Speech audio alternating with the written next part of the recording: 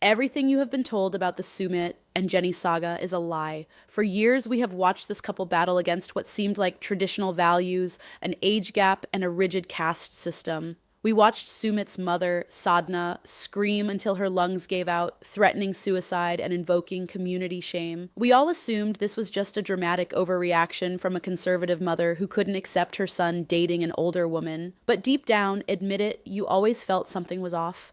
The intensity of the rage never matched the crime. Society and age never felt like enough justification for the sheer venom coming from his parents. But now, a new dossier of insider reports and whistleblower theories suggests we have been missing the most important piece of the puzzle. The missing piece isn't a cultural misunderstanding. It is a person, a child. Documents and timeline analysis suggest Sumit didn't just leave a wife when he chose Jenny. He allegedly left a secret son, erasing him from the narrative to keep the reality show cameras rolling and the paychecks coming. This changes everything. If this theory holds water, Sadhna isn't a villain. She is a grandmother fighting for the birthright of a child who has been silenced by a non-disclosure agreement. Before we peel back the layers of this $20,000 cover-up, you need to stop what you are doing. If you want the truth that the network is terrified to air, make sure you smash that like button and hit subscribe right now. We are the only channel brave enough to dig into the birth records and the blurred background details that everyone else missed. You do not want to miss the evidence we are about to drop. Hit subscribe and let's expose the secret heir. To understand the magnitude of this theory, we have to start with the money, specifically the divorce settlement. If you recall, the biggest hurdle to Sumit's freedom was a financial demand from his first wife's family. The number that was finally agreed upon was $20,000 US. On the surface, for an American viewer, $20,000 sounds like a painful but manageable divorce settlement. It sounds like the cost of a mid-range sedan.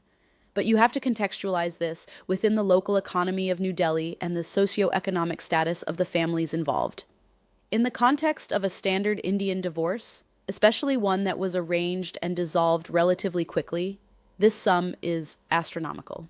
We are talking about an amount that far exceeds the traditional return of dowry or standard alimony for a marriage that produced no assets and supposedly no children. Why would Sumit agree to pay such a massive lump sum? The show framed it as extortion, a desperate man paying a ransom for his freedom to be with Jenny. But let's look at this through the lens of our new insider theory. In the legal world, specifically in cases involving hidden dependents, a massive unexplained lump sum is rarely just about separating assets. It is often a disguised one-time payment for child support. This is what we call a clean break capital settlement. The theory here is terrifyingly simple. The $20,000 was not a divorce fee. It was the price tag for total silence and a forfeiture of parental rights. It was a payoff to the mother of his child to take the boy, walk away, and never mention Sumit's name again. Think about the leverage the first wife's family had. If it was just a failed marriage, they had shame on their side, sure.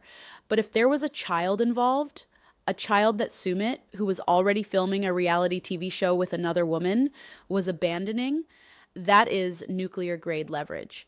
That is the kind of secret that doesn't just ruin a reputation, it ends a television contract.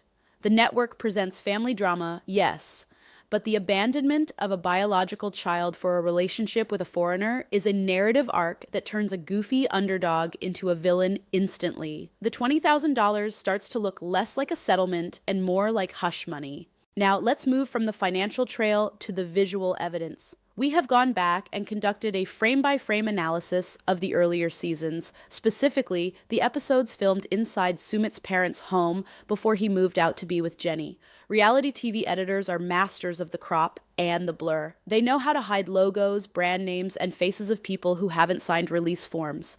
But sometimes things slip through the cracks in the background. In several shots during the heated family arguments in the living room, if you look past Sadhna's screaming face and focus on the clutter in the background, there are anomalies. We spotted items that simply do not belong in a household of aging adults. In one scene, tucked behind a sofa near the entryway, there appears to be a brightly colored object that resembles the handlebars of a small tricycle or a child's walker.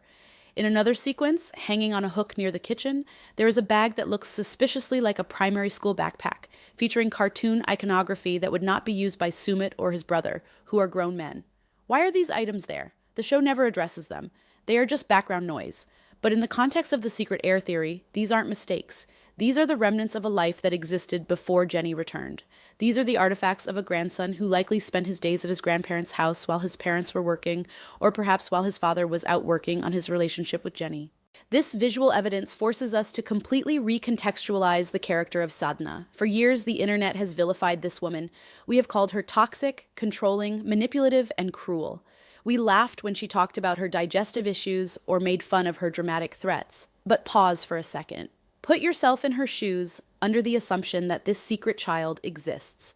If Sadhna has a grandson, a male heir to the family line, whom she loves and helped raise during the early years of Sumit's marriage, her behavior stops looking like madness and starts looking like grief. When she looks at Jenny, she doesn't just see an older American woman. She sees the person responsible for the erasure of her grandson. In Indian culture, the bond between a grandmother and her grandson is sacred. It is the continuation of the family name. If the divorce settlement, that $20,000 payout, included a clause that the child would go with the mother and the father's family would lose access, Sadhna is mourning a living death. She is screaming because she has been cut off from her flesh and blood. Her rage at Jenny is the rage of a matriarch who watched her son trade his legacy and her grandchild for a reality TV romance. Listen closely to the things she says. She often screams about society and what people will say. We always interpreted this as her being embarrassed by the age gap. But what if what people will say is actually about the abandonment of a child? In her community, a man leaving his wife is bad, but a man abandoning his son is a cardinal sin. It brings shame upon the entire house. When she threatened suicide, perhaps it wasn't emotional blackmail to keep Sumit home. Perhaps it was the desperation of a woman who felt the crushing weight of losing the future generation of her family.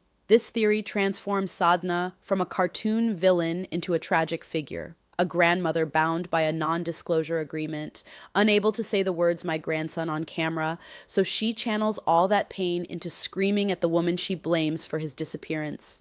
We also have to look at the timeline of the marriage itself. We know Sumit was married for roughly 2.5 years before the divorce proceedings truly began to heat up. 2.5 years is a long time. It is more than enough time to conceive, carry, and birth a child and see that child reach toddlerhood. The show glossed over this period. They treated the marriage as a sham from day one, a formality that Sumit was forced into. But reports from locals and insiders suggest that the marriage was very real and, for a time, very functional. There are gaps in Sumit's social media history from this era, massive chunks of time unaccounted for where photos have been scrubbed. What was happening during those 24 months? If it was just a miserable, loveless arrangement, why the secrecy? Why the scrubbed timelines?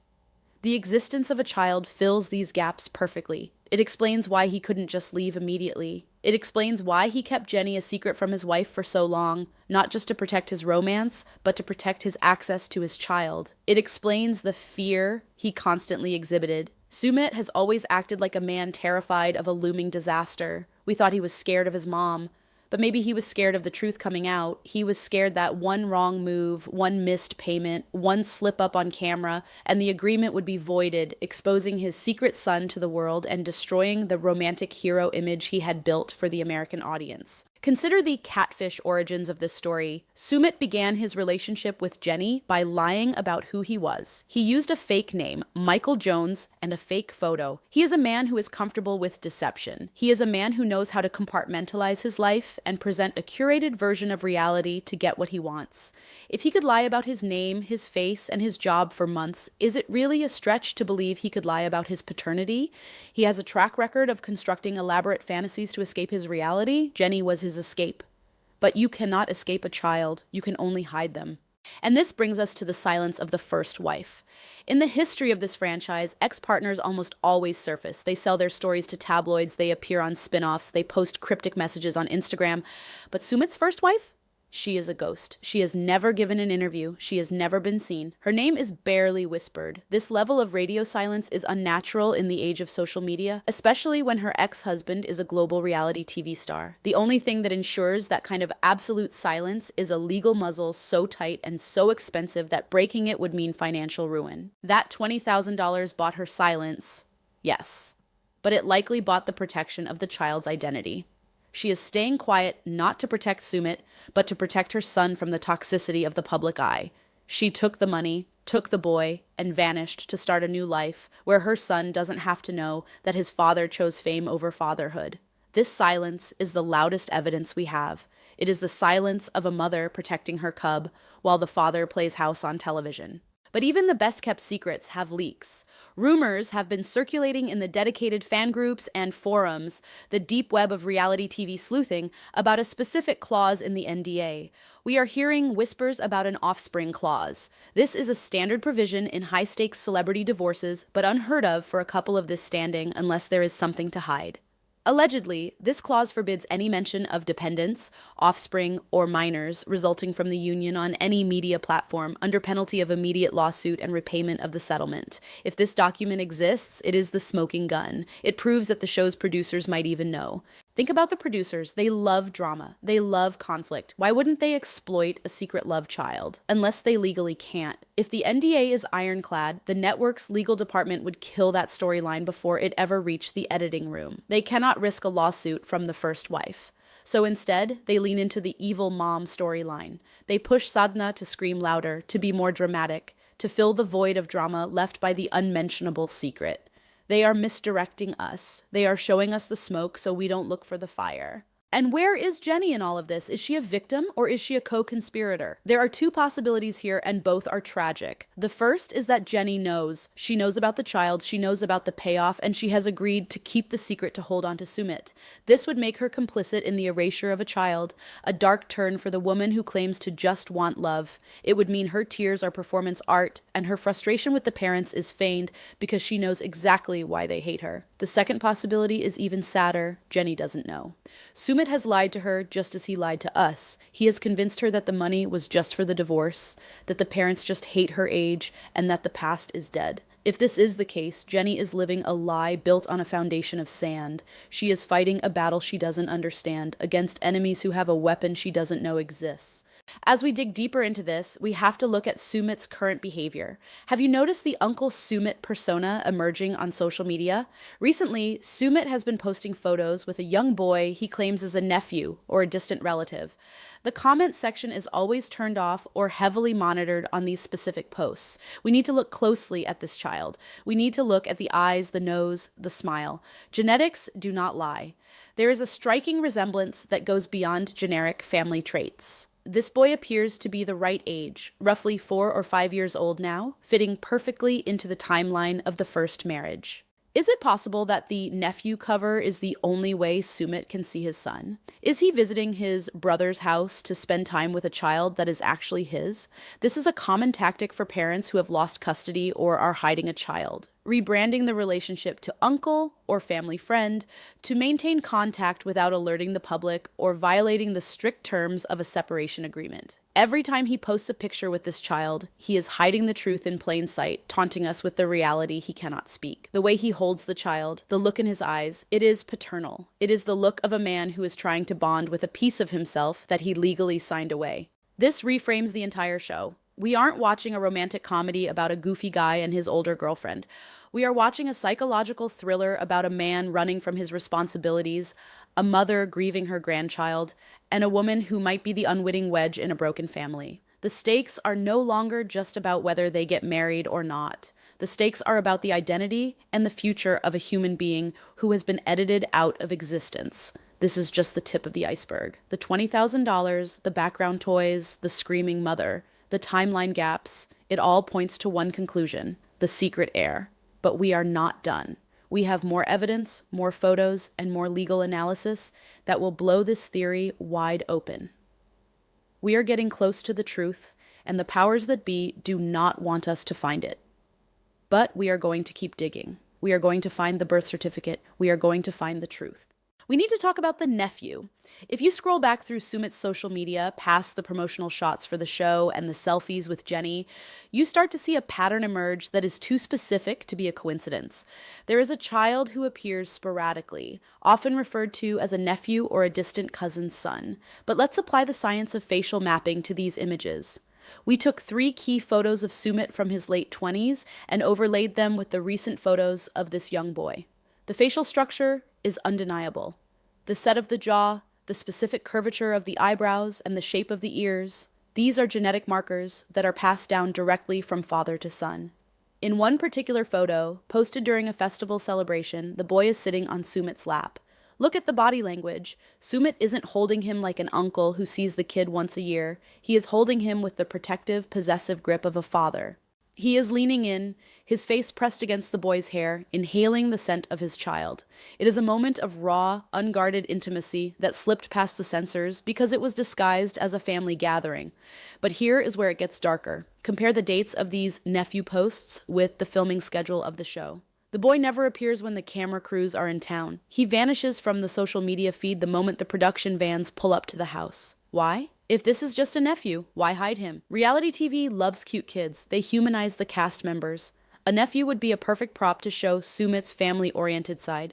The only reason to scrub this child from the digital footprint during filming is if his identity is a legal liability. The Uncle Sumit persona is a carefully constructed shield, allowing him to maintain a relationship with his son in the margins of his life while playing the role of the childless lover on the main stage. This brings us to the inner circle. We have to talk about Sumit's friends, specifically Neeraj. For years, viewers have been confused by Neeraj's unwavering loyalty. He is a sensible, educated man who often acts as the voice of reason. Yet, he supports Sumit's chaotic, shameful relationship with Jenny against all cultural norms. Why? Why would a respectable man stand by a friend who is humiliating his family on international television? The answer lies in what Neeraj knows that we don't.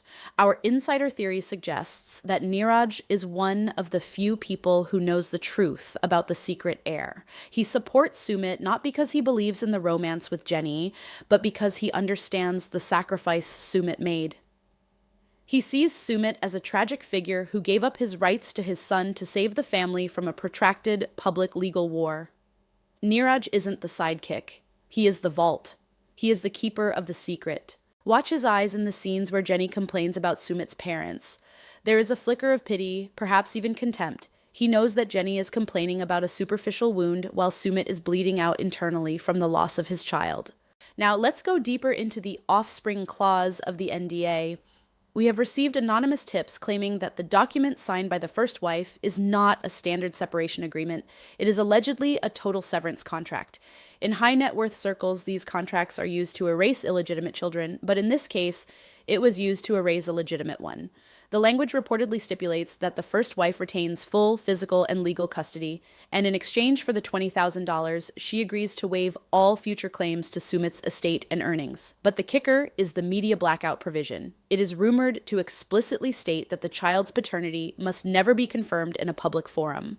This explains Sumit's terrified demeanor whenever the topic of his past marriage comes up. He isn't afraid of emotional confrontation. He is afraid of breaching the contract. If he slips up, if he admits he has a son, the $20,000 settlement is voided and he could be sued for hundreds of thousands in damages, money he doesn't have. He is walking a legal tightrope every single day. This legal muzzle recontextualizes the entire catfish saga. Remember when Sumit was Michael Jones? He told us he used a fake profile because he was afraid his parents wouldn't approve of him talking to a foreigner. That was an easy lie. The hard truth might be that he used a fake identity because he was a married man with a pregnant wife. He was escaping the pressure of impending fatherhood by living a fantasy life online with a woman who demanded nothing of him but affection. Michael Jones wasn't just a catfish. He was a dissociation. He was Sumit's attempt to be anyone but the man who was about to become a father in a loveless marriage. When he finally confessed to Jenny, he didn't tell her the whole truth. He told her he was married, yes, but he likely omitted the child. Why? Because a marriage is a mistake you can fix with a divorce. A child is a permanent reality. He knew Jenny might forgive a wife, but she would never accept being the reason a father walked away from his infant son. So, where does that leave Jenny? We have to look at her with a critical eye. Is she the ultimate victim, or is she the ultimate enabler? There is a theory circulating that Jenny actually knows. Think about it. She lives in the house. She sees the visitors. She hears the phone calls Sumit takes in the other room. It is impossible to hide a child completely from the woman you live with. If Jenny knows, her participation in the show becomes a masterclass in manipulation. She is playing the role of the clueless American to perfection, shielding herself from the backlash that would come if the world knew she was complicit in keeping a father from his son. But let's assume she doesn't know. Let's assume she is truly in the dark. This makes her situation even more precarious. Watch the episodes where Sumit's parents come over. Look at the way Sadhna inspects the house. She isn't just checking for dust. She is looking for signs of her grandson. She is looking for the toys she knows should be there. She is looking for the ghost of the life she wanted for her son. And when she sees Jenny, she sees the wall that stands between her and that child. Jenny thinks Sadhna hates her because she is old. No, Sadhna hates her because she is the reason the nephew only visits in secret. Sadhna hates her because every time she looks at Jenny, she is reminded of the empty nursery in the first wife's home. And speaking of Sadhna, we need to talk about her health. The show often portrays her illnesses as psychosomatic, a tool to guilt trip Sumit. I am sick, come home, we laugh at it. We call it manipulation, but medical studies show that the grief of estrangement from a grandchild can manifest physically. It is called broken heart syndrome, or stress-induced cardiomyopathy. Sadhna's screaming fits, her fainting spells, her digestive issues, these are consistent with the physical toll of extreme suppressed grief. She is a woman whose lineage has been severed. In her culture, her identity is tied to being a grandmother. By choosing Jenny, Sumit didn't just choose a wife, he chose to end the family line. He chose to make Sadhna a genetic dead end. Her body is physically reacting to that trauma. When she grabs her chest, she isn't acting. She is feeling the physical weight of the secret she is forced to keep. We also need to follow the money. Where did the $20,000 actually come from? Sumit was working in a call center. He didn't have that kind of cash lying around. His parents claim they helped, but they are middle-class pensioners. They don't have 20 grand to drop on a settlement. This leads to the network payoff theory. Did the network front the money? Did the production company realize that in order to secure Sumit and Jenny for future seasons, they needed to make the first wife go away? If the network paid the settlement, then the network owns the secret. They are the ones enforcing the silence. They paid for the storyline of Sumit the divorcee and paid to erase the storyline of Sumit the deadbeat dad. This would explain why the producers never push him too hard on the details of the divorce. They know where the bodies are buried because they bought the shovel. This economic entanglement implies that the entire show is built on a foundation of hush money. Every time you watch an episode, every time an ad plays, it is funding the continued silence of that child's mother. The entertainment we are consuming is directly financing the erasure of a human being's identity. It is a chilling thought. We are not just passive observers. We are part of the ecosystem that keeps the secret heir hidden. Let's look at the timeline of the divorce proceedings again. It dragged on for years. We were told it was bureaucracy. We were told the courts were slow. But anyone familiar with the Indian legal system knows that mutual consent divorces can happen relatively quickly if both parties agree. The delay wasn't bureaucracy, it was custody negotiation. The fight wasn't about the divorce, it was about the boy. The first wife was likely holding out, using the child as leverage to get the maximum payout. Sumit was stalling, trying to find a way to keep his son and Jenny. In the end, he couldn't have both. The day the divorce was finalized wasn't a day of victory for Sumit. It was a day of surrender. Watch the footage from that time. He doesn't look like a man who just won his freedom. He looks like a man who just signed away his soul. He is exhausted, hollow, and detached. That is the look of a father who just said goodbye. And what about the unborn children? Remember the conversations about Jenny and Sumit having kids? They were always brief, awkward, and quickly shut down. Sumit never seemed truly sad about not having children with Jenny. Why? Because he already has one. He doesn't have that biological urge ticking away because it has already been fulfilled. He has passed on his genes. He has a son out there in the world. The pressure is off. This explains his cavalier attitude toward adoption or surrogacy. He goes through the motions of discussing it to appease Jenny, but his heart isn't in it. He knows he can't bring another child into this mess while the first one is living in the shadows. We also have to consider the long-term impact on the secret heir himself. This boy is growing up in a world where his father is a global celebrity, but he is a ghost. Someday he will have access to the internet. He will find the videos. He will see his father fighting for the love of an American grandmother while ignoring his own existence. The psychological damage that is being incubated here is massive. This isn't just a plot hole, it is a future tragedy in the making. When this boy turns 18, the NDA likely expires. And when that happens, the silence will shatter. We are looking at a future tell-all book, a documentary, a lawsuit that will tear the entire franchise apart. We are watching the prequel to a disaster. Even the neighbors know. In the close-knit communities of Delhi, everyone knows everyone's business. We have scoured the comment sections of local Indian news outlets that cover the show. Buried deep in the vernacular comments, written in Hindi and translated by our team, are cryptic messages from people claiming to be neighbors of Sumit's parents. They speak of a little boy who used to visit, who had Sumit's smile. They speak of the sudden disappearance of the daughter-in-law and the child. They call Sumit the actor, with disdain, not because he is on TV, but because he is acting like he doesn't have a family. These local whispers are the smoke signals of the truth. They are the voices of the community that the show tries to drown out with background music and dramatic editing.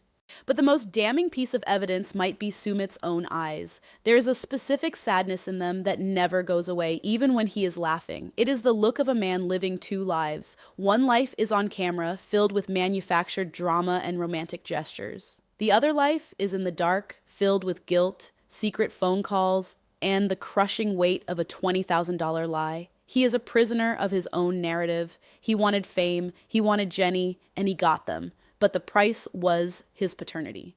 As we move into the final phase of this investigation, we are going to connect the dots between the timeline, the money, and the biological evidence. We are going to show you how the secret heir explains every single irrational behavior we have seen from Sumit and his parents. We are going to prove that the villain of this story isn't the mother-in-law, and it isn't the society. The villain is the secret itself. You need to understand the gravity of what we are uncovering. This isn't just fan fiction. This is a forensic analysis of a reality TV cover-up. We are challenging the official narrative because the pieces simply do not fit. And once you see the shape of the missing piece, the shape of a child, you can never unsee it. Stay tuned, because in the next part, we are going to crack open the birth records. We are going to look at the hospital logs from the years of the first marriage. We are going to expose the network's role in this deception. And we are going to ask the final ultimate question. Is Jenny a victim of the lie, or is she the architect of it? You do not want to miss the conclusion of this saga. Hit that like button if you want the truth to come out. We are just getting started. We promised you the birth records, and this is where the story turns from a theory into a smoking gun. Our investigation team has been scouring the digitized archives of the municipal corporations in Delhi, focusing specifically on the district where Sumit's parents reside and where he lived during his first marriage. In India, birth registration records are often public, but they can be notoriously difficult to navigate without specific dates. However, we triangulated the date of his marriage with the missing months in his social media timeline, that blackout period we discussed earlier. We narrowed our search to a 6-month window, roughly 1 year after his wedding date, and we found something that the network was terrified you would see. In the registry for a private nursing home in the Dwarka sector, a facility less than 5 miles from Sumit's family home, there is a record of a male child born to a father with Sumit's exact first and middle name. The surname is redacted in the public view, a common practice when records are flagged for privacy or legal disputes. But the father's name matches. The date matches the timeline perfectly. And most damning of all, the mother's initials correspond to the first wife. This record was digitized and then, 2 weeks later, marked as restricted access. Why would a standard birth record for a random couple be restricted? Unless a legal team intervened. Unless the offspring clause we uncovered in the NDA extends to government transparency portals. This ghost record is the heartbeat of our entire investigation. It proves that a child was born. It proves that Sumit became a father while he was ghosting Jenny. And it proves that the $20,000 was the price of erasing this entry from his life. This discovery forces us to look at the producers of the show with a new level of scrutiny. We have to ask, how much does the network know? Reality TV contracts are invasive. They do background checks that would make the FBI jealous. There is zero chance, zero, that the production company did not find this marriage and this child during their initial vetting process. They knew. They absolutely knew, and they made a calculated decision to bury it. Why? Because Sumit the divorcee is a sympathetic character. He is a man trapped by tradition, fighting for love. But Sumit the deadbeat dad, that is a character audiences will never forgive. If they aired the truth that Sumit abandoned a newborn to chase an American grandmother, the ratings wouldn't just drop, the show would be canceled under a wave of moral outrage. So, the producers became co-conspirators. They crafted the evil parents narrative to distract us. They zoomed in on Sadhna's screaming face so we wouldn't look at the blurred tricycle in the background. They amplified the drama about what society thinks. to hide the fact that society was actually judging him for leaving his son. They are not documenting reality. They are curating a lie. They are protecting their investment in the Sumit and Jenny brand by suppressing the existence of a child. This makes every producer, every editor, and every executive who touched this footage complicit in the silencing of this boy. And this brings us to the hardest question of all, the role of Jenny Slatten. We have danced around it, but now we must confront it. Is she the victim of a liar, or is she the financier of the silence? Let's look at her finances. We know Jenny cashed in her life savings, her 401k, and her social security to move to India. She constantly talks about how much she has sacrificed financially, but where did that money go? Living in India is significantly cheaper than living in Palm Springs.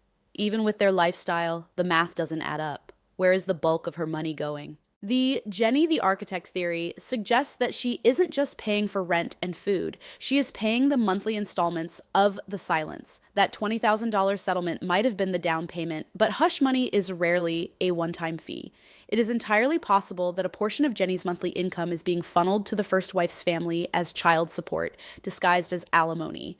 If this is true, it changes Jenny from a naive woman in love to a calculated manipulator who bought a man away from his family. It suggests that she looked at her father and said, "I will pay to make them go away." It means every time she cries on camera about wanting acceptance, she is crying crocodile tears because she knows she purchased her happiness at the expense of a child's father figures. But let's look at the alternative, that she is innocent. If she truly doesn't know, then she is the tragic victim of the most elaborate gaslighting campaign in reality TV history. It means she is sleeping next to a stranger. It means that when Sumit goes to visit his nephew, he is lying to her face. It means that one day, when the truth comes out, her entire world will collapse. Because if Sumit can abandon his own flesh and blood, what makes her think he won't abandon her when the cameras stop rolling? If he can erase a son, erasing an elderly girlfriend is nothing. We also have to consider the time bomb of the child himself. This boy is getting older. As we established, he is likely around 5 or 6 years old now. He is learning to read. He is interacting with the world. Soon he will have a phone. He will have social media. You cannot keep a human being hidden forever in the digital age. Eventually, a school friend will take a picture. Eventually, a teacher will ask questions. Eventually, the boy himself will Google his father's name. And when that happens, the NDA will be worthless. The truth will not just leak. It will flood. We predict that within the next 3 years, we will see the emergence of this child. It won't be on the show. It will be on TikTok or Instagram. A video will surface of a young boy who looks exactly like Sumit, calling him Papa. And when that video drops, the entire house of cards that Sumit, Jenny, and the network have built will come crashing down. The fans who supported them will turn on them. The romantic love story will be exposed as a tragedy of abandonment. So where does this leave us, the viewers? We have to stop watching this show with our eyes closed. We have to stop accepting the narrative they feed us. When you see Sumit crying about his parents not loving him, realize that he is projecting his own guilt. He knows he doesn't deserve their love because he broke the sacred pact of fatherhood. When you see Sadhna screaming, realize she is the only sane person in the room, screaming for the justice of a child who has no voice. Sumit is not the victim. He is the villain. He is a man who traded his legacy for 15 minutes of fame. He is a man who looked at his son and saw a liability, and looked at a reality TV contract and saw an opportunity.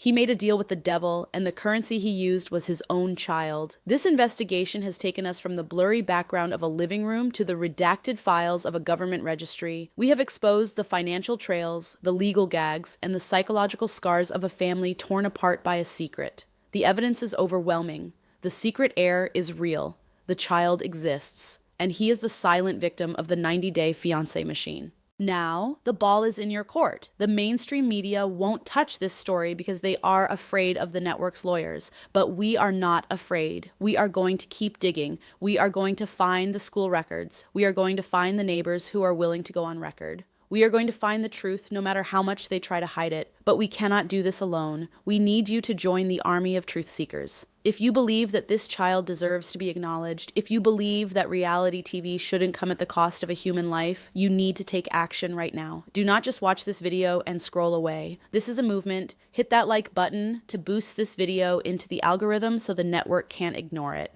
Share this video on Reddit, on Twitter, in the Facebook groups. Force them to answer the question, where is the child? And most importantly, hit that subscribe button and turn on notifications because our next investigation is already underway. We have received a tip about a secret property purchased in the first wife's name, a house that shouldn't exist based on her reported income. Is this the safe house where the child is being raised? We are sending a team to investigate. You do not want to miss what we find next. The truth is coming. Sumit can run, Jenny can pay, and the network can edit, but they cannot hide the DNA. The secret heir is out there, and we are going to find him. Subscribe now. The investigation continues.